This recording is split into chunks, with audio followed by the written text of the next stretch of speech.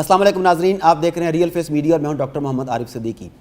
ناظرین، گزشتہ چند سالوں سے ڈیل آف دا سینچری اس کا بہت چرچا ہے۔ اس کے نتیجے میں مسلمانوں کی پشت میں کیسے چھرا گھونپنے کی تیاری کی جا رہی تھی اور اب وہ عمل کیسے اپنے اختتام تک پہنچنے والا ہے، اس بارے میں بات کرنے کے لیے آج میں نے ڈاکٹر شہزاد اسلم صدیقی صاحب کو دعوت دی ہے۔ السلام علیکم۔ وعلیکم السلام۔ ڈاکٹر صاحب، یروشلم، بیت المقدس، مسجد اقصی، آپ جو بھی نام دے لیں، یہ مسلمانوں کا اثاثہ ہے، مسلمانوں کی اس سے مذہبی وابستگی ہے، مگر اس وقت وہاں پر جو کچھ ہو رہا ہے اور خاص طور پر جو خبریں آ رہی ہیں کہ جولائی میں کس طریقے سے ٹیک اوور کیا جائے گا، اس بارے میں آپ کیا کہنا چاہیں گے؟ ڈاکٹر صاحب، ایک انفارچونیٹ سی بات ہے کہ ہم نے وی ہیو ڈیوورسڈ دا فلسطینین ایشو۔ ہم نے یہ کہنا شروع کر دیا ہے، پچھلے تقریباً 2 دہائیوں سے یہ بات چل رہی ہے کہ جی فلسطین کا ایشو ہمارا نہیں ہے، فلسطین کا ایشو فلسطینیوں کا ہے۔ وہاں پہ عیسائی بھی ہیں، وہاں پہ یہودی بھی ہیں، وہاں پہ مسلمان بھی ہیں، تو this is nothing to do with Islam, it is their own issue, it is their nationalist issue, and we have to see it in the same perspective, same lens. تو اس سے بہت سے لوگ پیچھے ہٹ گئے۔ دوسری بات یہ ہوئی کہ یاسر عرفات صاحب، ان کی وائف سے ہونی، سہا عرفات، ہاں، she was a Jewish lady. تو جوئش لیڈیز جن جن احرام میں آئی ہیں، جن جن حرموں میں گئی ہیں، وہاں پہ بربادی اور بدقسمتی ان کا مقدر بنی ہے۔ تو انفارچونیٹلی ہماری کاز کو بھی نقصان دینے میں یہ بہت بڑا ہاتھ رہا کہ یاسر عرفات وہ پارٹ نہیں پلے کر سکے، ان کو بہت زیادہ پروموٹ کیا گیا۔ اور افسوس کی بات یہ ہے کہ ان کو پروموٹ الجزیرہ سے کیا گیا، جس کے اوپر یہ الزام لگایا جاتا ہے کہ یہ امریکہ کا چینل ہے اور ان کی مرضی سے یہ بات کرتا ہے۔ تو ہم یہ سمجھتے ہیں کہ جہاں تک ہماری بات کہ مسلمانوں نے اپنی آنکھیں، کان، وہ سمن بکمن عمیٌ فہم لا یرجعون والی بات ہے، ہم نے سب کچھ بند کر لیا ہے۔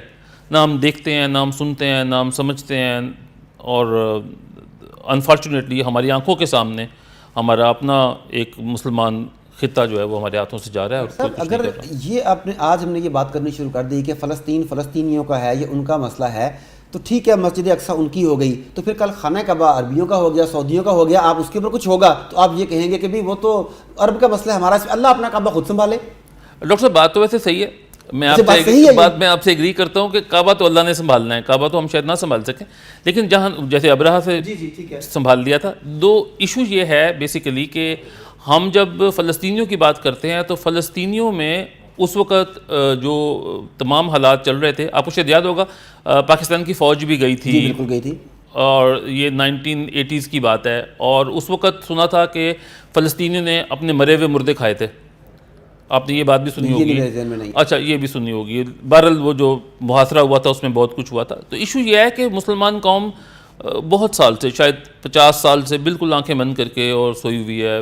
انفارچونیٹلی اس میں ہم سب شامل ہیں، اس میں میں بھی قصوروار ہوں، یہ نہیں کہ میں اس میں قصوروار نہیں ہوں، لیکن یہ ایک نیشنل نہیں، انٹرنیشنل المیہ ہے ہمارا کہ اس کے اندر ہم اپنے بھائیوں کے ساتھ، ہم اپنے مسلمانوں کے ساتھ، وہی جو میں نے پچھلے آپ کو انٹرویو میں بتایا تھا کہ ریمنڈ ڈیوس کے لیے امریکہ پاکستان آ سکتا ہے، لیکن ہم اپنے مسلمان بھائیوں کے لیے، وہ کیا تھا، اخوت اس کو کہتے ہیں، چبھے کانٹا جو کابل میں، تو ہندوستان کا ہر پیرو جواں بےتاب ہو جائے۔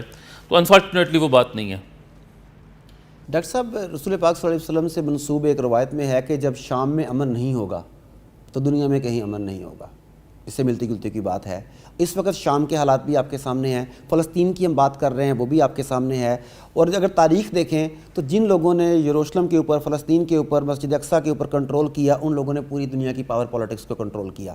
اب یہ سارا کچھ 1 جولائی سے کنورٹ کرنے کی کوشش کر رہے ہیں اسرائیل کی جانب، شام کے حالات بھی آپ کے سامنے ہیں، تو یہ دنیا کس طرف جائے گی اس کے بعد؟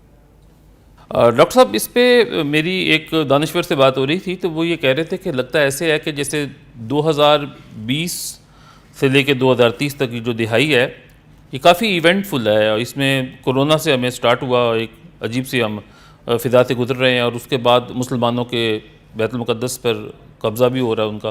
تو یہ ڈیفینیٹلی کوئی اچھے سائنس نہیں ہے۔ اسی طرح شام کے اوپر آپ پھر دیکھیں کون لڑ رہا ہے، پھر مسلمان ممالک لڑ رہے ہیں۔ دیکھیے سب سے بڑی بدقسمتی ہے، میں بدقسمتی کا لفظ بار بار اس لیے استعمال کرتا ہوں کہ اس کے خلاف کوئی جدوجہد کی ہی نہیں گئی۔ مطلب دیکھیے کہ جنگ عظیم اول اور دوم کے بعد جتنی بھی جنگیں لڑی گئی ہیں، جن کو واضح جنگیں کہا جاتا ہے، وہ مسلمان ممالک میں لڑی گئی ہیں، اور مسلمان ممالک کہیں آپس میں لڑ رہے ہیں، کہیں امریکہ ان سے لڑ رہا ہے۔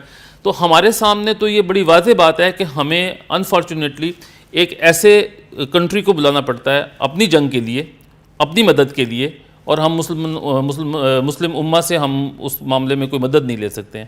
تو یہ انفارچونیٹ ہے، بس میں یہی کہہ سکتا ہوں. لیکن امہ تو ڈیوائیڈ ہو چکی ہے، اس کے کئی بلاکس بن چکے ہیں، اور بظاہر لگتا یہی ہے کہ ان کا ایک پیج پر آنا مشکل ہے. لیکن اگر امت یہ حکمران ایک پیج پر نہیں آتے تو کیا امت بھی ایک پیج پر نہیں آ سکتی؟ ڈاکٹر صاحب بات یہ ہے کہ کوئی ایک ایسی سرکردہ ایک ایسی شخصیت چاہیے ہوتی ہے جس کے ساتھ لوگ ملیں، جس سے بات مانیں، جس کے جھنڈے تلے آئیں.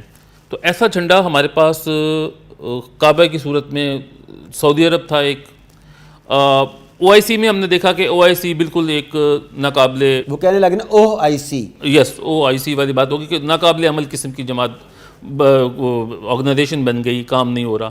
اب جو یہ ہوئی ہے ملائیشیا والا ہمارے پاس، یس کوالالمپور سمٹ، تو اس کے اندر ہم نے دیکھا ہے کہ انفارچونیٹلی بہت سے ممالک نے شرکت نہیں کی ہے، اور وہ شرکت ہونی چاہیے تھی. کیونکہ unless we gather, all of us gather on a platform, it is impossible کہ ہم کچھ کر سکیں. ہمیں کسی پلیٹ فارم چاہیے، اگر شخصیت نہیں بھی ملتی تو پلیٹ فارم تو چاہیے. وہ کیا تھا، ایک ہوں مسلم حرم کی، ایک ہوں مسلم حرم کی پاسبانی کے لیے. تو we have to get united. کیسے یونائٹ ہوں گے، کب یونائٹ ہوں گے، میرے سامنے تو اس کا کچھ نہیں ہے. لیکن فی الحال جو حالات نظر آ رہے ہیں وہ بہتری کی طرف تو نہیں جا رہے ہیں. ڈیفینیٹلی پرابلم ہے، اور وہ پرابلم بڑھ رہی ہے. اس کے لیے پاکستان گورنمنٹ کو، اس کے لیے مسلمان باقی جو ممالک ہیں ان کی گورنمنٹس کو سوچنا پڑے گا، سمجھنا پڑے گا. اور جو ہمارے جید علماء ہیں اور جو فقہاء ہیں ان کو بھی سوچنا پڑے گا کہ وہ کیا تھا کہ وہ یوں تو سید بھی ہو، مرزا بھی ہو، افغان بھی ہو. واہ واہ، کیا آپ کا پوئٹک ٹیسٹ بہت اچھا ہے. نہیں، وہ تو میں تکلیف سے بتا رہا ہوں آپ کو کہ یوں تو سید بھی ہو، مرزا بھی ہو، افغان بھی ہو، تم سبھی کچھ ہو، بتاؤ کہ مسلمان بھی ہو. تو ایشو یہ ہے کہ جب تک ہم آپس میں کسی ایک پلیٹ فارم پہ اکٹھے نہیں ہوں گے، ہم اس خوفناک قسم کی 5th جنریشن وارفیئر سے مقابلہ نہیں کر پائیں گے. ڈاکٹر صاحب آخری سوال، مسلم امہ کے جو لیڈرز ہیں جو بھی ہیں، ان میں سے آپ کس شخصیت کو ایسا سمجھتے ہیں کہ اس کی شخصیت میں ایسا کرزمہ ہے کہ شاید وہ کی بین الاقوامی رول پلے کر سکے؟ دیکھیں، طیب اردگان ہمارے سامنے اس وقت ایک اچھی شخصیت کے طور پہ موجود ہیں. ہمارے پاس مہاتیر محمد ہیں، ہمارے پاس عمران خان تو اس طرح کی مذہبی شخصیت کے طور پہ تو سامنے نہیں آتے ہیں. بہرحال ایک اچھی وائبرنٹ شخصیت ہیں وہ بھی. لیکن طیب اردگان ایک نام ہمارے سامنے آتا ہے. مہاتیر محمد اب بزرگ ہیں، بوڑھے ہیں، تو شاید ان کی جگہ کوئی، انہیں ویسے بھی ریپلیس کر دیا گیا گورنمنٹ سے. اچھا، ان کی ریپلیسمنٹ نہیں، وہ replacement is not an issue. Issue یہ ہے کہ کوئی ایسا آدمی جو کسی ملک کا سربراہ ہو یا نہ ہو، لیکن ایسی شخصیت، کرزمہ ہو اس کے اندر، لوگ اکٹھے ہو جائیں اس کے گرد. کرزمیٹک شخصیت ہو. تو کرزمیٹک شخصیت میں وہ طیب اردگان نظر آتی ہے، نظر تو آتی ہے، اچھی اور اس نے شخصیت کئی ہے. معاملات میں آواز اٹھائی بھی ہے. ہاں جی، انہوں نے فارچونیٹلی ہمارے اس کے کشمیر کے معاملے بھی، کشمیر کے معاملے پہ، روہنگیا مسلمانوں کے بارے میں، روہنگیا کے معاملے میں بھی، آپ کو یاد ہوگا فریڈم فوٹیلا جہاز والا جو معاملہ تھا جب اسرائیل کے ساتھ معاملہ تھا، تب بھی وہاں جس نے آواز بلند کی وہ یہی. دیکھیے، اگر آپ نے مسلم قوم کی سب سے زیادہ زبوں حالی دیکھنی ہے تو آپ اس کو روہنگیا مسلمانوں کی صورت میں دیکھ سکتے ہیں. اس سے بڑا سانحہ اس پوری صدی میں کوئی نہیں ہوا کہ ایک پوری قوم کو، جو مسلمان تھے سارے کے سارے، ان کو جلا دیا گیا، ان کے گھروں کو مسمار کر دیا گیا، ان کی عورتوں کی عزتیں لوٹ لی گئیں، ان کے بچوں کو ان کے باقاعدہ ذبح کیا گیا. اور اذیتیں دیکھ کے، جسے مسئلہ کہتے ہیں عربی میں، کہ ان کے ہاتھ، پاؤں، ناک، انگلیاں کاٹ کاٹ کے ذبح کیا گیا، زندہ کی کھالیں تک اتاری گئی. اور انفارچونیٹلی پورے ورلڈ میں سے طیب اردگان نے بھی بعد میں اس کی پورے ورلڈ میں سے کسی ایک ملک نے ان کی مذمت نہیں کی. ترکی نے کچھ دیر بعد کی، اور اس میں ہر ملک کے اپنے اپنے مفاد شامل تھے. اب یہ بڑے افسوس کی بات ہے کہ وہ مفاد کیا تھے، کیوں تھے، لیکن جو سب سے اہم بات ہے وہ یہ کہ ایک آپ کے بھائی کو آپ کے سامنے قتل کر دیا جائے، اور آپ نہ بولیں، میں نہ بولوں، اور ہم سب نہ بولیں. تو یہ ایک ایسی بات ہے کہ جس کے اوپر سب کو بیٹھ کے غور کرنا چاہیے کہ یہ اس حد تک اگر بے حسی مسلم امہ میں آ چکی ہے تو اس کا ازالہ کیسے ہو سکتا ہے. Thank you very much doctor صاحب. ناظرین، فلسطین کا مسئلہ گزشتہ کئی دہائیوں سے حل طلب ہے، اور اس وقت جس حل کی طرف اسے طاغوت یا دجالی طاقتیں لے کے جا رہی ہیں وہ شاید امت مسلمہ کے لیے قابل قبول نہ ہو. لیکن یہ بات یاد رکھیے کہ اگر آپ آج چپ رہے تو آنے والے کل آپ کے لیے آواز اٹھانے والا کوئی نہیں ہوگا. خدا را جاگیے, آواز بلند کیجیے. السلام علیکم.